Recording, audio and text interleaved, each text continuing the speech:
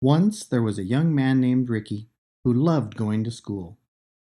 He was very smart and talented and had lots of really good friends. He also had a medical condition known as asthma that made it difficult for him to breathe sometimes. He had a special little device that would spray medicine into his throat whenever he had an attack of asthma.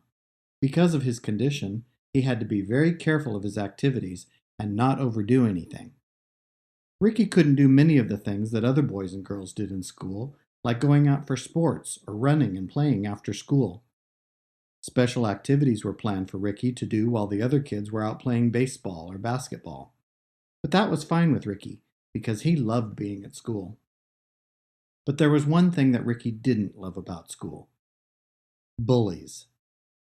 Most of the kids at school were really nice, but there always seemed to be one or two bullies around to make his life miserable. Because Ricky couldn't play sports, sometimes the bullies would make fun of him and call him sissy. They didn't know how sick Ricky could get if he played too hard and lost his breath.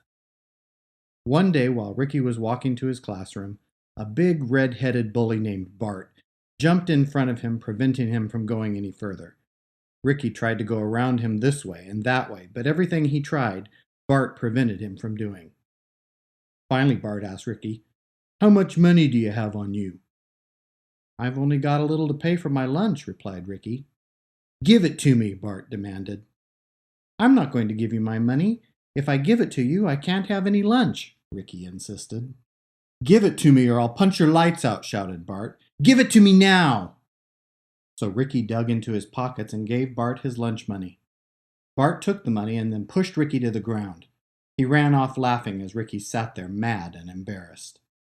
Several days in a row, Bart stopped Ricky and took his lunch money. One day, Ricky had had enough of Bart's harassment and before school went in to talk to the principal. "So you see, sir, he's been taking my lunch money every day. If I don't give it to him, he'll beat me up." The principal was very angry when he heard Ricky's story. "I'm sorry this has been happening to you, Ricky, but I have an idea. Put your lunch money up here on my desk." Ricky pulled the coins out of his pocket and placed them on the principal's desk.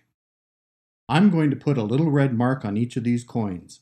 Then if Bart takes your money today, I want you to come straight to my office and tell me." Ricky looked a little nervous about tattling on the bully. "Don't worry about Bart. Just be brave and stand up for what's rightfully yours. You're doing the right thing, Ricky," offered the principal. Ricky smiled.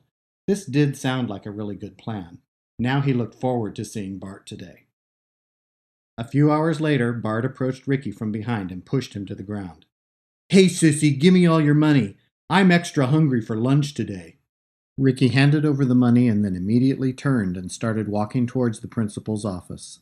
"Hey, sissy, where are you going? I didn't say you could go anywhere." Ricky didn't say a word. He just kept walking. "Hey, kid, come on. I was just kidding. You can have your money back."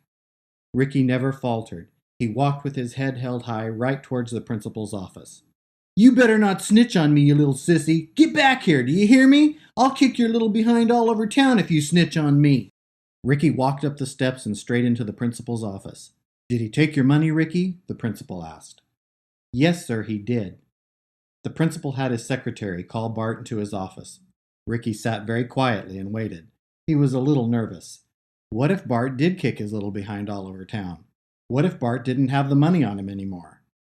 The principal saw how nervous Ricky was and said, "Don't be nervous, son. Everything is going to be just fine. You'll see."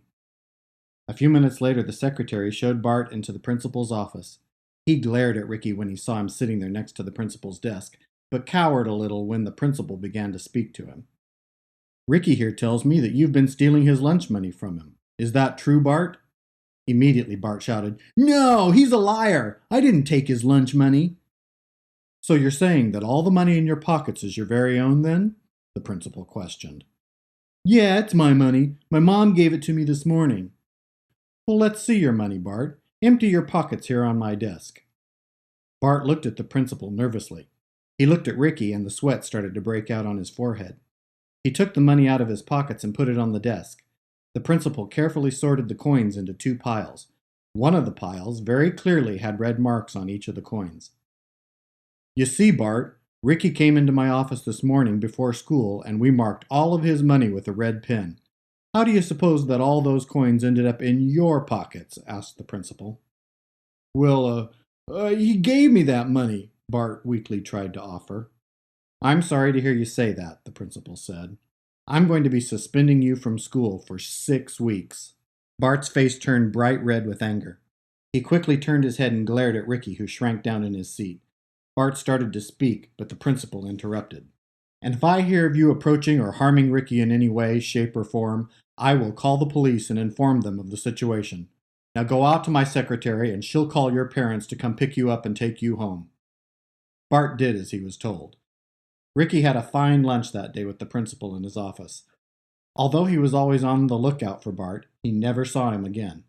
That year, Ricky won the award for the most outstanding student. He was very proud and very happy. As Ricky went through all his years of school, his asthma improved all the time and he was able to enjoy many of the things he couldn't do as a child. He'll always remember how the principal helped him that day and how important it was to do the right thing.